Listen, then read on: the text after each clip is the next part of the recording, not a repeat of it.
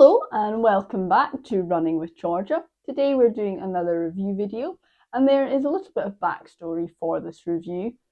So a couple of months ago I had started running further than I had before. Previously I had kind of only really run in the gym and then sort of shorter distances outside, but because my mileage was increasing, my distances could be a little bit longer for each run. I find myself running along roads that went out further, but they just didn't have pavements. I live in quite rural Scotland, and a lot of the winding country roads, they just don't have any pavements.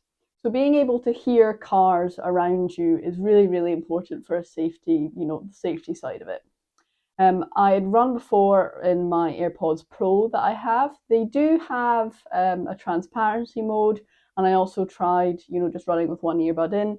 Neither of those options, I'm really too happy with. The transparency mode, I still couldn't hear enough. The one earbud in, it made one of my ears hurt. It was quite strange actually, only having one in for me at least. So I wanted to try a more open headphone because I'm someone that I need to listen to music or a podcast or just something to be able to, find the motivation to run. So then I started looking at open air headphones. A few years ago, I did have a pair of Shokz bone conduction headphones. I can't remember what the model was, but when I got it like 4 years ago, it was the top of the line one then. I ended up returning them. The vibration on the bone is quite a weird feeling and it would give me headaches. The sound quality wasn't very good at all. So I ended up returning those, but then I saw that Shokz recently came out with an open air earphone, so it's still you can still hear everything around you, but the speakers sit in front of your ear. They don't actually go in the ear canal, so you can still hear everything. Those are £179 on the Shokz website, which is a lot to pay for, a pair of earbuds. So I did some looking around, and then I found these. These are the SoundPEATS Wings2 earbuds that I will be reviewing today. These have an RRP of £39. So I bought them just to see if, I didn't actually have to spend £179 for a good pair of open air earphones that make running safe but also sound good. So let's head into the review. First of all, I want to talk about the unboxing experience really quickly. The packaging is nice. In the box you have the earbuds themselves, you have a charging cable which is USB-C, you've got your quick start guide, you've got warranty information and a full instruction guide. The packaging is in the right sweet spot for me personally, where it's nice enough that you feel like it's quality product and that you'd be able to use it to gift to someone, but it's not too nice, if that makes any sense, in the fact that you think that, oh, they're spending too much of the money for this product on the packaging rather than the item themselves. Especially with lower priced products, it's a bit of a red flag in my experience. If they have a really nice, box and packaging experience, the actual quality of the actual item just seems to be a little bit subpar. I do think because when you're running with that little budget, if you blow a lot of it on the packaging, it does mean that the actual product does have to take a bit of a back seat. That's not the case for the SoundPEATS. The case that the earbuds come in is sort of an oval shaped case. It's hard plastic. We'll touch more on that a little bit later. Like I said, USB-C charging, and it does have this nice little silicone little loop here, so you could use it to attach to your keys. Not that I would, it's a bit bulky, but you could attach it with a lanyard to a backpack or something like that. And then when you open it, the buds are in there. The right earbuds on the left one's on the right, just the way that the little ear hooks fit in there. There is a flashing light at the front that will flash when you're charging it, just to make you know that it is in fact charging. Other than that, it's a basic case, but it still looks quite nice. So the actual tech specs on it, the earbuds have 13mm drivers, which are quite large for this sort of size of headphone. Basically, the larger the driver, I think they're trying to use it just to sort of help emulate that bass, because obviously you do lose some of that when you don't have a seal into your ear. For that reason, because these earbuds don't have silicone seals, none are included, obviously, no ear tips, They're sort of similar to the original Apple AirPods, the ones that just sort of sit in. I used to find those really uncomfortable. These ones aren't, because obviously they don't actually touch your ear. They just kind of sit inside that little bit of your ear there. 8-hour charge time for the buds themselves, but the charging case, if you use it with the charging case, you can get up to 30 hours of charging. I would say that that is fairly accurate. I've had them for a while now, and they came fully charged, and I only topped up the case once, and even then it wasn't because they were fully dead. I just thought that it might be a good time to give it a wee charge. So the battery life is really good on those. There is a game mode feature inside the buds, which basically just reduces the Bluetooth latency. It does have 5.3 Bluetooth chip in it, so the connection is quite good, but it just lowers the latency even more. So if you have game mode on, it's about 70 milliseconds of latency is the tolerance that it's got in there. I just keep it on all the time. Obviously, it's called game mode because it's supposed to be so that it can sync up faster to video and things like that. But I just keep it on all the time. It doesn't really matter too much to me. The sound profile it comes with pretty standard. It has like a basic profile on it, but it does have an app that you can connect to, where you can. There's a bunch of presets for different music genres. Then there's also a full EQ slider, so you can really tailor the sound profile to fit what you like your earbuds to sound like, essentially. Obviously, they do know that this headphone is going to be mostly used by runners and cyclists and things like that. So they do say that it's sweat proof on the listing. I couldn't actually find any actual specs. I know if you'd be they'll provide like an IPX rating for water and sweat resistance. There wasn't actually that on the listing. It just said sweat proof. So take that with a pinch of salt. However, I've been sweating all over these and no issues there as far as I'm concerned. They do have touch controls, so these little pads on the earbuds there, you tap and hold to get different settings. It's a little bit confusing to get your head around. I've learned sort of the basics, but I'll read you out the full controls right now. So like I said, there's a touchpad on both of the earbuds. You control the different controls either via pressing or holding. So here are the more important of those controls. Obviously, when you get them, you get a full diagram. So I'll just go over the main things. So if you double tap on the right earbud, it puts the volume up one click. If you single tap on the left, it puts it down one click, which is nice. I know the new AirPods Pro, you're able to adjust volume on the buds themselves. My old version, the first version, you can't do that, so this was a nice feature. Double tap on the right, it will play or pause the music. Double tap on the left, it will turn on and off that game mode, that low latency mode that we talked about earlier. If you double tap 3 times on either of them, it will bring up your phone's voice assistant. If you hold for 1.5 seconds on the right, it will skip a track forward, or if you're in a call, it will hang up the phone call. If you hold for 1.5 seconds on the left, it will skip backwards. And again, if you're on a call, it will drop the call as well. If you hold it for 2 seconds when you're on a call, well, you need to be on 2 calls, it will swap calls back and forth. So I rarely speak to one person on the phone. If you're speaking to 2 people, great, you've got so many friends, but you can easily swap between the 2 calls there. There is a microphone built into this. It's a fairly decent microphone. I've used it if I'm just, for recording my vlogs. If I'm just about to head out, I'll record the audio with those. It's perfectly fine. I did a little indoor mic recording test, which I'll pop in now. This is an indoor mic test of the SoundPEATS Wings2. Yeah, the mic is there, perfectly adequate, like I said, for doing calls. If you do have all the friends in the world and you're constantly calling them, you'll be able to get the job done if you're out on a run. As far as the sound quality goes, I have to say I am very impressed. Like I said, the last time I had a non-standard, basically, earphone was when I had those bone conduction ones. The sound quality of those was just terrible. I did recently go to an outdoor store and I tried on the newer version, the Shokz Open Run Pro, which I think is their best bone conduction at the moment.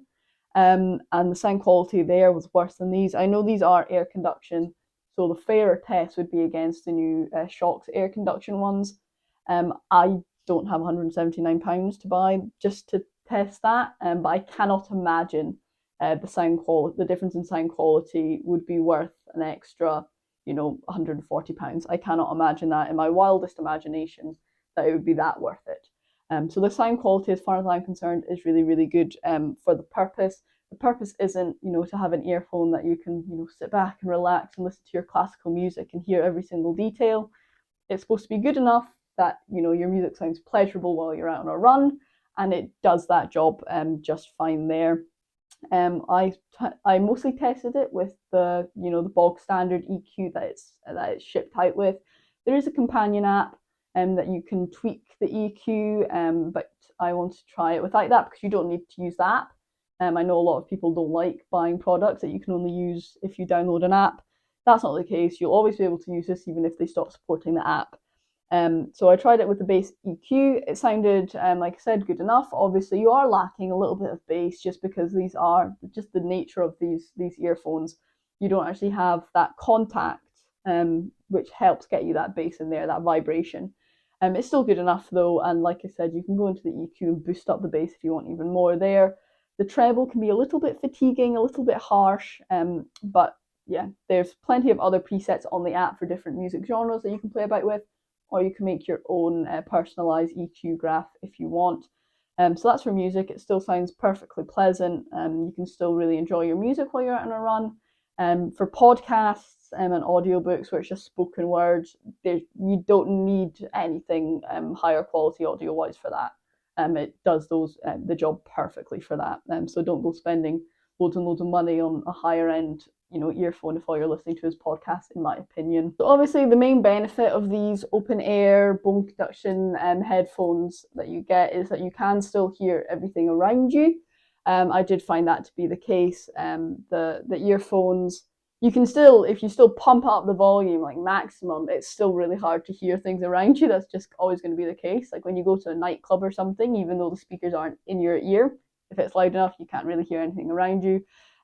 So I normally have mine around 75% volume, and I feel like for me that's a good mix between me being able to hear my music, but I can still hear, cars and everything around me, so that I'm nice and safe as well. So as far as the fit goes on them, they have a little hoop that's silicone. Sorry, I'm not getting them out of the case right now because it'll mess up with the microphone that I've got in here because it's set to automatically connect. They've got a little hook that's nice and flexible that I normally just flex up, hook over the back, and then I slot in the actual earbud itself. It's a little bit finicky to get the hang of at first. At first I was using both hands to put them in, but it's just practice. Practice makes perfect, and now I can put them in easily one-handed. And now once they're in, I can go on long runs and I don't even notice they're there. There's no issue at all. They feel really nice and comfortable because you don't actually have anything sitting in the ear canal. There's nothing that can, have pressure over time. So they're really comfortable. They've never come loose. I did a shake test. I probably looked like a bit of an idiot if people could see me in through the living room window. I was shaking my head like mad. They didn't move at all, although I was shaking so much that I probably nearly gave myself a concussion, but they stayed perfectly still. So that's good marks for me at least. So as we have discussed, the sound quality is good, the specs are good, they're nice and safe, but let's talk more about that price and that sort of value proposition that it does have. So obviously RRP is £39, so we'll just go for £40 there. However, SoundPEATS are one of those companies that you will never have to pay full price if you don't want to, because there are always deals going on. Not that I'd feel, bad if I bought these for £40, but you don't need to. If they are you can buy them on AliExpress directly from SoundPEATS or on Amazon. I buy them on Amazon, and I've bought some SoundPEATS stuff in the past as well. But you will, if it's full price on Amazon, just wait like 5 minutes and then there'll be a sale on. I paid £29 for these. They're £29 at the moment. If it's not, saying it's £29 there, scroll down, there might be a box to tick that you get some money off as well. I still, like I said, I still feel happy buying these for £40, but you don't need to. You can wait, like I said, a day or something, and if it's not on sale that day, the next day it probably will be. So just keep an eye out for if this goes on on a discount, because it is really good price for that £30 that I paid for it. So you might even be able to get a little bit lower as well. It's a new product, they just came out with it recently. So I imagine if you wait a couple of months, the prices may drop even lower. But yeah, like I said, good value at that £40, I would say, but even better value when you get it on a discount, which you will be able to do. So obviously I've already mentioned the pros that I have in this video. They fit well for me, they sound good enough for what I need to do, they're a good value, they've got a wide range of controls that you can do without having to pull out your phone. Even if they are a little bit clunky, they do still work. So I wanted to just talk about a couple of cons that I have. I have two cons.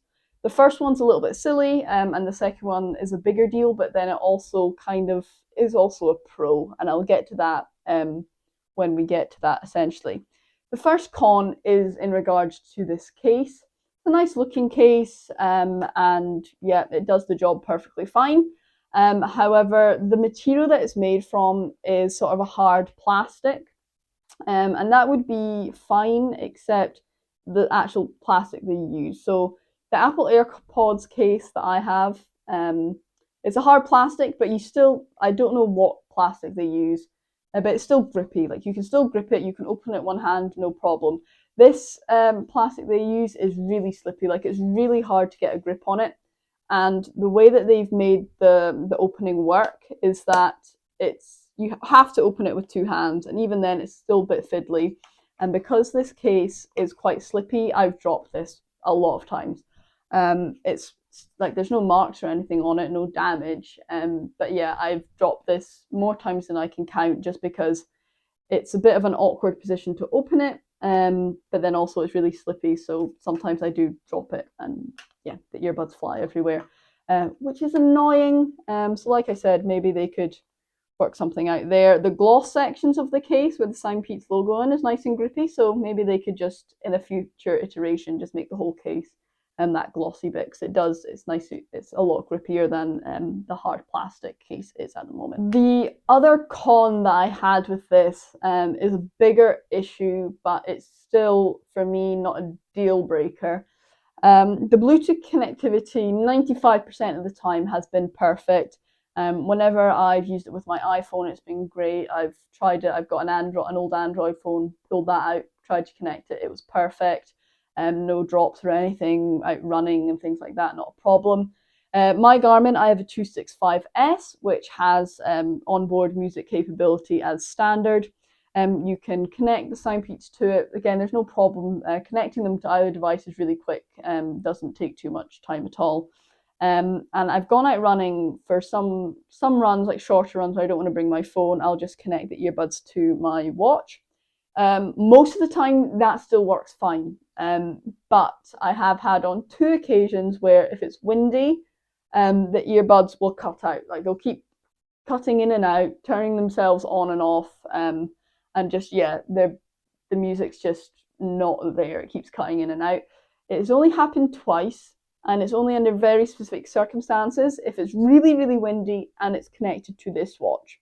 Again, it's only happened twice in the whole time I've used it connecting to this watch, but it has happened, and it is very annoying when it happens, because I don't want to stop a run to go home and change earbuds or bring my phone or whatever, but it has been really annoying the two times it happened. But then I contacted SoundPEATS. We tried to see what was going on, diagnosing it. They made me test a load of things. They made me test some things, and then I couldn't get it to happen again. And this was just after the first time. I couldn't get it to happen again, so it was kind of like left. And then it came back again, and it was still just as irritating as the first time. Again, it was only when I connected it to this Garmin, so I'm not entirely sure if it's just the relationship between Garmin and SoundPEATS isn't the strongest. Like I said, no issues on my iPhone or Android devices or anything like that. But it was this problem that I had twice. And fair play to SoundPEATS, they were great. They do have like Chinese-based customer service, so sometimes the communication is a little bit, it's not the best, but they certainly do try their best. And they ended up they were really sorry that we couldn't work out what was going on, so they ended up just sending me a full refund, and said that I could just keep the earbuds anyway. I wasn't asking for a full refund. I just wanted to let them know, like, hey, this is going on because it's a new product. Like, have you experienced this before? Is there anything I'm doing wrong? But yeah, so yes, that Bluetooth thing's annoying. I've not had it happen, like I said, more than twice. And when I use it with my phone, it's perfectly fine. There's not an issue at all. But it is something to mention. But then also, it does kind of make that new pro of that their customer service is really good. And if you do have an issue, so it could just be this device itself is defective. They gave me that refund so I could buy another pair. And I'll update you guys maybe in a community post or a short if that new pair has the same issues. But other than that, that thing that's happened twice, the earbuds have been fine. And like I said, their customer service was, a real benefit, because I don't think that if you get a pair in and you do have an issue with them, that they're going to leave you high and dry. They will help you get that sorted.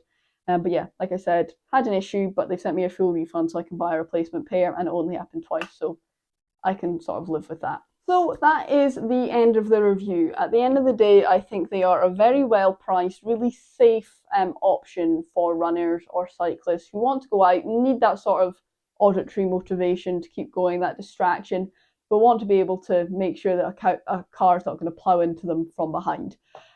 So really good value as well. Like I said, I paid £30, RRP is £40, but you'll be able to buy it at £30. Absolutely not a problem at all. Like I said, they do a deal every second.